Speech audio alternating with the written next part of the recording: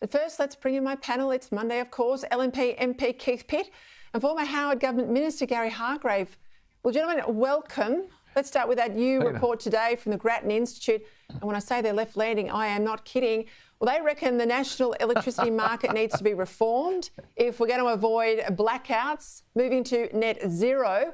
One of the lead authors, Tony Wood, has criticised Labor's ad hoc and uncoordinated approach, he says, and warns Australians will not forgive our leaders if they mess up. What about mess it up? It's messing up now. Mess up the transition.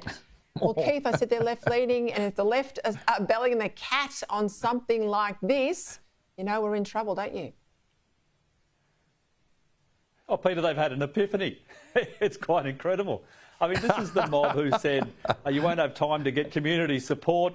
You can just forget all that. We'll just roll over those regional communities. They don't matter, and we'll just destroy the environment. That'll be fine to put these crazy things out in the field.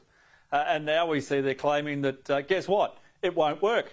It's intermittent and unreliable, and we won't be able to keep the lights on. And this is also the crew that, if I recall correctly, celebrated the fact that the capacity investment mechanism, which we actually set up to make sure that the lights wouldn't go out because coal and gas would be available and paid to be available, was eliminated from those options, and you're back to intermittent, unreliable sources like wind and solar. So it's quite a surprise, but it's about time they woke up. Yeah, I say hallelujah too. Even the rich ones and crazy ones like to keep the lights on. Let's go to the Victorian Premier today, Jacinta Allen. She addressed what's called the Uruk Justice Commission, the Truth-Telling Commission in Victoria. She had this to say.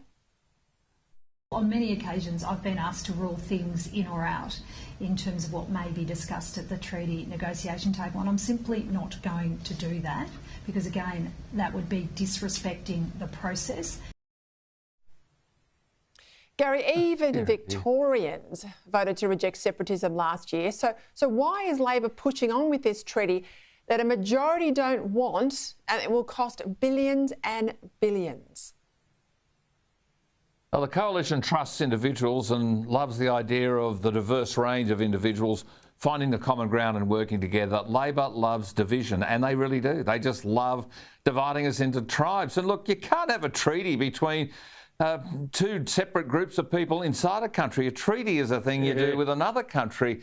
So they're just constantly talking about them, those people that are on the negotiating side of the treaty, as a separate nation. And the Prime Minister is bad at this too. He loves separate tribes, separate development. We cannot have constitutional apartheid in any form. And look, in the end, this is part of an international movement to disorient the West. It's happening in America. It's happening in Canada.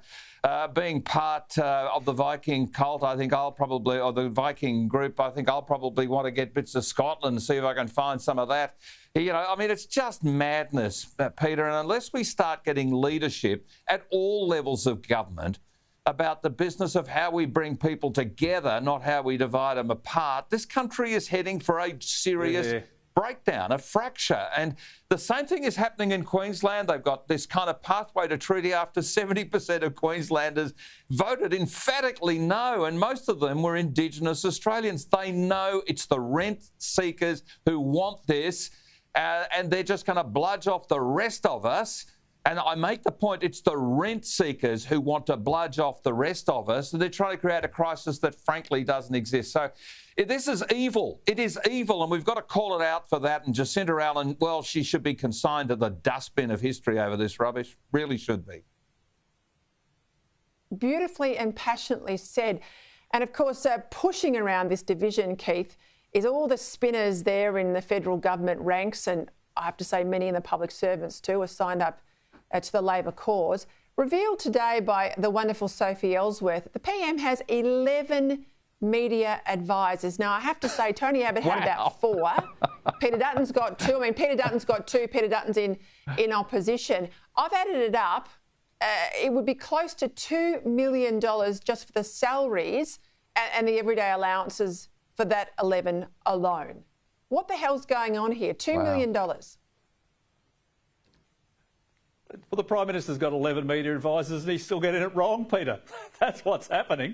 And not wrong there. It would be closer to $2 million. And I mean, if you've got a cricket team of media advisors, I'm wondering who the 12th man is, and I'm backing Prime Minister Albanese. He's carrying the drinks because he's clearly not listening. Yeah. But this is just outrageous, absolutely outrageous. Who needs 11 media advisors? I mean, my office, I used to get by with one senior and one junior, and Peter, you've been in the game, you know how it works.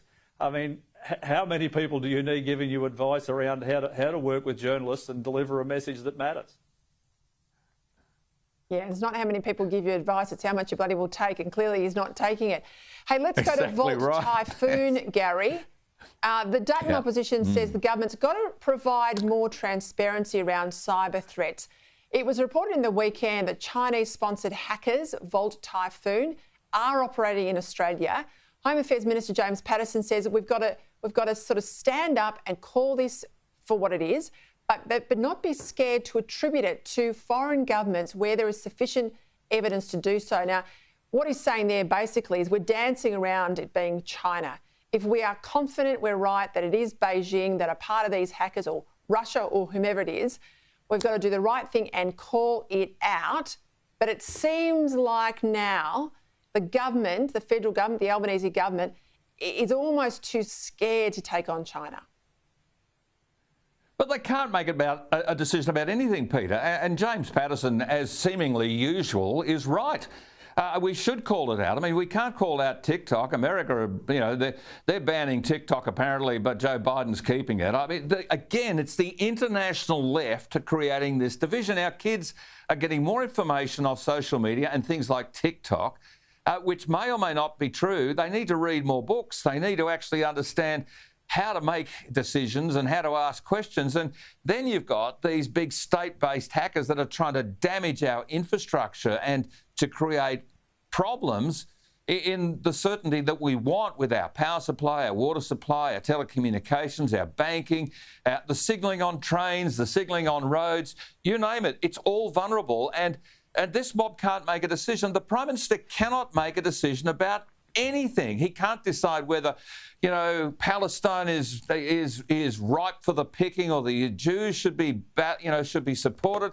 This bloke is showing zero leadership. And look, I think he needs another 11 spin doctors, but most of them to contain him in a rubber room, because he is going mad before our eyes. He is as feeble. He's as feeble as Joe Biden without the grey hairs. That's my view of him. I'll leave it there, but I think his lack of intellectual grunt and moral backbone is pretty evident now.